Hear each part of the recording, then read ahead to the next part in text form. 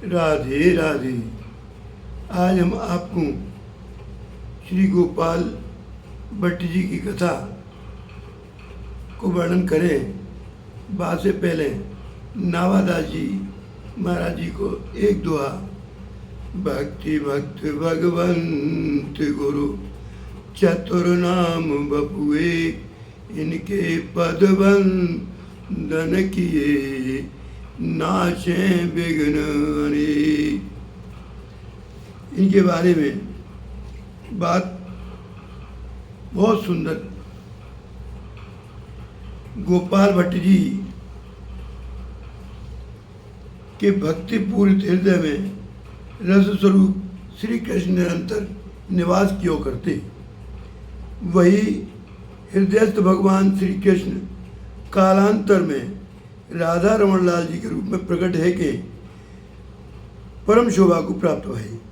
श्री गोपाल भट्ट जी अपने परम आराध्य राधा रमन लाल जी को अत्यंत अनुराग में पग के अनेक प्रकार से राग भोग सेवा में प्रस्तुत रहो करते। भक्ति के प्रभाव से आप जगत विख्यात हुए। आपके अनेकों अनुपम प्रेम चरित्र हैं।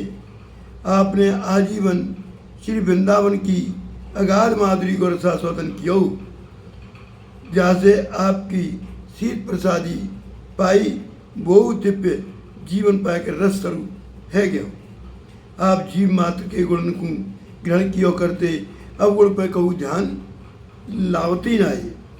आप बड़े करुणा धाम धर्म के सेतु और भक्तराज। इनके बारे में प्रियादास जी ने एक छंद कवित लिखो। श्री गोपाल भट्ट जू के हिये वैरसाल बसे लसे, यो प्रगट राधा रवन स्वरूप है। अरे नाना भोग राग करे अति अनुराग पगे, जगे जग माई हित कौतुक अनूप है। अरे वृंदावन माधुरी अगाधिको स्वभाव लियो, जियो जिन पायो सिय भय रस रूप है। गुण ही को लेत जीव अवगुण को त्याग, देत करुणा निकेत धर्म सेत भक्त कूप है। एक बार की बात भैया, एक दृष्टांत एक चित्रकार को आया हुआ यहाँ के बारे में कि इनके चरित्र को अगर जानना है गोपाल भट्ट जी को, तो जा चित्रकार को जो वर्णन है बाबू ध्यान से सुनियो। देखो ऐसे ऐसे चित्रकार के हो में जा दुनिया में कि इनकी कोई सीमा ना है। एक बादशाह ने लाखों रुपया लगा के एक नव महल तैयार करायो, और वह महल में सुंदर सुंदर चित्रकारी करवाना चाहते हो, तो वह ने ढिंढोरा पिटवाया कि भैया कोई जो चित्रकार हो बढ़िया से बढ़िया वह चित्रकार को लिवा के लाओ। तो वजीर ने सलाह दी कि महाराज एक चित्रकार है तो सही, अपने यहाँ चौबदार को बागू बुलाए भेजो। चौबदार को भेज के वह बुलवा लो। चौबदार जब चित्रकार के घर पे पहुँचो तो पता चली कि वो घोड़ा घुमावे के ताई नगर के बाहर मैदान में गए हुए। पता लगा तो वही चौबदार वहीं पहुंचो और वजीर को हुक्म सुनायो। चित्रकार ने कही भाई देख, हम खूब अच्छी तरह से घोड़ा फिरा लेंगे, तो घोड़ा पे और मेरे पे वो बहुत मनोरंजन है जाएगा, तब चलूँगा। जब चौबदार ने कही अच्छा अपनी कला को कोई नमूना ही दे दो मुझे। चित्रकार ने कही भैया यहाँ तो मेरे पास कोई नमूना है ना। चौबदार ने बहुत आग्रह किया कि परिचय के ताई कछू तो हमें दे ही दियो। तब चित्रकार ने अपने सिर पे से अपनी पाग उतारी और कही कि ले एक चोर पकड़ के दूर चलो जा।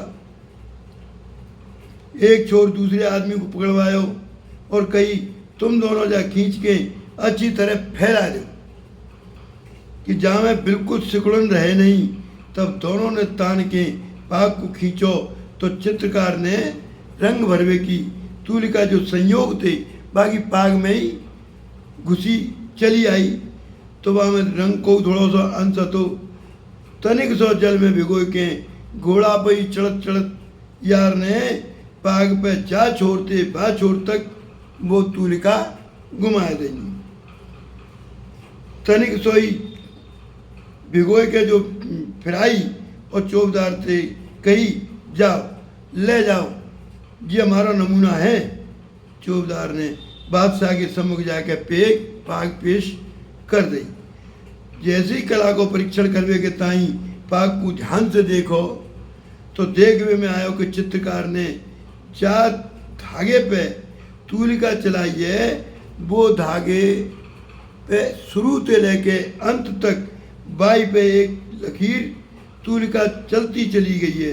बीच में कहूँ दूसरे धागे को माने स्पर्श नहीं करो।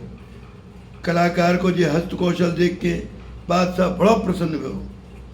तब चित्रकारू बादशाह में दरबार में उपस्थित है गो और बादशाह को सलाम कह के अपना परिचय दियो।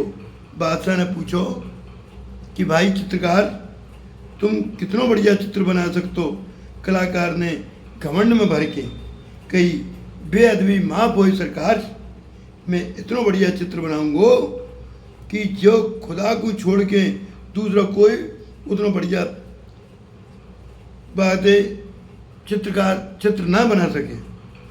फिर तो बादशाह ने सेवकन को हुक्म दियो कि जो सामग्री जो चित्रकार को चाहिए वो सब सामग्री उपलब्ध करा दी जाए। इसे कहा है भैया कि इतने में ही एक दूसरा चित्रकार दरबार में उपस्थित है गयो। बाने अर्ज करी अगर मैं ज़्यादा बढ़िया चित्र बना सकूं तो। बादशाह ने कही बहुत अच्छा, ज़्यादा बढ़िया क्या बात है, तुम दोनों चित्र बनाओ और तुम्हें जो गजू रंग वगैरह चाहिए वो हमसे मांग लो।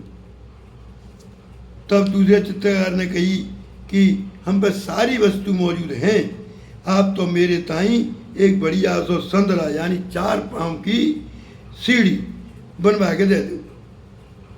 हमारे और इनके बीच में एक पर्दा डाल दिया जावे जैसे कि मैं ना इनको चित्र देख सकूं ना ये मेरा चित्र देख सकें। चित्र तैयार है पे जब पर्दा हटाया जाएगा तब दोनों चित्र को आप एक संग देखियो। तब दूसरे कारीगर ने कथनानुसार बादशाह ने सब व्यवस्था करवा दी। दोनों चित्रकार अपने अपने काम में जुट गई। पहला कारीगर एक तो अत्यंत कुशल कारीगर और दूसरों कला की होड़। अब तो माने अत्यंत मनते अत्यंत लगनते मनोयोग पूर्वक बढ़िया चित्र बनाया। इधर दूसरे कारीगर ने बीच में ही पर्दा डाल के संदला यानी 4 पायल की सीढ़ी लगा के दीवार पर घोटा फेर दियो और बाकी ऐसी सफाई करवे लगो कि कुछ दिनों बाद पहले चित्रकार ने जो बादशाह से अर्ज किया हो कि मेरा चित्रकार तैयार है गया। तब बादशाह ने दूसरे चित्रकार से पूछी भाई तेरे चित्र में का देरदार है। माने कही कि महाराज हमारो चित्र तैयार है गया बन गए। तब पर्दा हटाए दिया जाए। जैसे ही पर्दा हटाया गया तो पहले चित्रकार द्वारा निर्मित चित्र के प्रतिबिंब देख के बादशाह मुग्ध है। पर हकीकत कहाँ है कि जो दूसरे चित्रकार ने वैसे ही हूबहू चित्रकार की साफ करी गई सामने की दीवार पर दिखाई देवे लगो।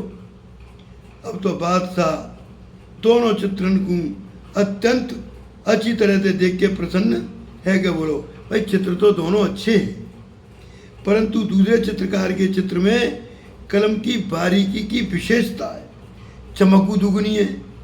पहला चित्रकार अन्य दर्शकगण सभी दूसरे कलाकारन की कला को देख के चकित और मुग्ध है गई।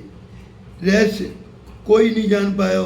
जब रहस्य को ज्ञान काऊ को हती ना हो जिज्ञासा करवे पे बादशाह ने पूछी भाई तेने ऐसा चित्र कैसे बनाओ, कौशल कहाँ से आया तो पे। तो माने कि महाराज वो पर कोई कौशल ना है, इन्होंने जो चित्र बनाया हो चित्र तो वही है, मैंने तो जो दीवार पर घोटा फिराया हुआ है पाको चित्र को जो प्रतिबिंब है वो वहाँ पे आए हुए जाके मारे तुम्हें वो चित्र हूबहू वैसे ही दिखाई दे रहे हो। बस जा दृष्टांत में हमें क्या सीख मिली कि भगवान को दिव्य स्थान हमारे मन के अंदर बिल्कुल शीशा की तरह होवे। आप अपने आप अभाषित हेवे लगे, जब काउ मनुष्य को हृदय भक्त को हृदय शुद्ध है जावे तो भगवान को दिव्य स्वरूप अपने आप पर के मन में आभाषित हेवे लगे। गोपाल भट्टू जी ऐसे निर्मल हृदय वाले है कि ये पे रसाल बसे। अब जहाँ पे एक शब्द आयो है प्रकट राधा रमण स्वरूप श्री गोपाल भट्ट जी के सेव्य प्रथम शालग्राम भगवान हुआ करते, जिन्हें वे मुक्तिनाथ नेपाल के पास यात्रा करके माते गंडकी नदी से लाए। बाकी विधि पूर्वक अनुराग पूर्वक शालग्राम की सेवा कियो करते। एक दिन की बात, एक परम भागवत धनवान सेठ वृंदावन में पधारो और श्री वृंदावन के अधीनस्थ सभी ठाकुर विकिरण के ताई वस्त्र आभूषण की सेवा करने को संकल्प लियो। अपने संकल्प के अनुसार सभी मंदिरों में ठाकुर जी के लिए वस्त्र आभूषण माने भेंटू करे। बाई समय पे गोपाल भट्ट जी के पास वो आयो और इनके ठाकुर जी के ताई वस्त्र आभूषण भेंट किए। इन्होंने व्यवस्था प्रकट करी, हमारे संसेव्य ठाकुर तो शालग्राम भगवान हैं, वे भला कैसे इन वस्त्र आभूषण को धारण कर सकें, आप तो अन्यत्र कहूँ ले जाओ। वो धनी गोपाल भट्ट जी की भक्ति की प्रशंसा पहले ही सुन चुको, अतः बाके मन में भगवान में बड़ी निष्ठा है गई। वो चाहतो कि मेरी आभूषण शालग्राम भगवान धारण करें। गोपाल भट्ट जी की असुकृति थे बाकू बड़ो दुख हुए। वो मन में सोच के वहाँ से चलवे को तैयार हुए। उधर गोपाल भट्ट जी के मन में बड़ो दुख हुए कि मेरे पास श्री विक्रय के स्वरूप में ठाकुर जी है ना है, अगर होते तो मैं सुंदर सुंदर वस्त्र और आभूषण उनको श्रृंगार करावो। तो देखो जे सेवा के ताई आयो वस्त्र आभूषण लेके वो मैंने जे लौटा दियो, जे लौट के जा रहा है। विचार आयो भक्त उदास है रहो, भावपूर्वक भेंट लायो, कम से कम जागू तुलसी दली दे दो। जे सोच के वो शालग्राम भगवान के पास तुलसी लेवे के ताई गए। देखत काए भक्त बांछा कल्पतरु भगवान श्री शालग्राम जी नील सरोरु नीलमणि नील नीरधर श्याम त्रिभंग ललित द्विभुज मुरलीधर मधुर मनोहर मूर्ति के रूप में विराजमान है, मंद मंद मुस्कुराए रहे हैं। अब जहाँ पे कल दृष्टांत हम आपको सुनाएंगे कि कितना बढ़िया दृष्टांत है। जय जय श्री राधे। भक्ति भक्त भगवंत गुरु चतुर नाम बपुए, इनके पद वंदन करें नाशे विघ्न अनेक। जपे जा राधे राधे, बजे जा राधे राधे। आप सबको मेरा बारंबार जय श्रीमन्नारायण राधे राधे। भैया अधिक से अधिक लाइक करो, जाय में हमें बड़ी प्रसन्नता होगी। मेरे अपराधन की क्षमा करिए भैया।